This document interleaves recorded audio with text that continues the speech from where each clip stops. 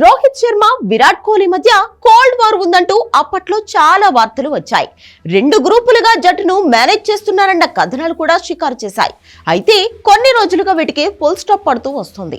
తాజాగా కోహ్లీపై team India captain Rohit Sharma ప్రశంసలు కురిపించాడు. విరాట్ తో కలిసి ఆడటం అదృష్టంగా భావిస్తున్నానని చెప్పాడు. ప్రతి ఒక్కరూ కోహ్లీ బ్యాటింగ్ నైపుణ్యాల గురించి మాత్రమే మాట్లాడతారని, అయితే అందుకోసం మైదానం బయట అతడు చేస్తున్న కృషి మరింత గొప్పగా ఉంటుందన్నాడు. దేశం కోసం ఆడేందుకు కోహ్లీ ఎల్లప్పుడూ సిద్ధంగా ఉంటాడని రోహిత్ వ్యాఖ్యానించాడు.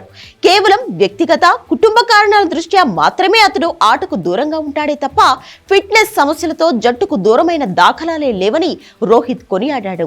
గాయాల కారణంగా కోహ్లీ ఒక్కసారి కూడా జాతీయ క్రికెట్ అకాడమీకి వెళ్లలేదని, అది అతని ఫిట్నెస్ లెవెల్స్ కు నిదర్శనమని ప్రశంసించాడు.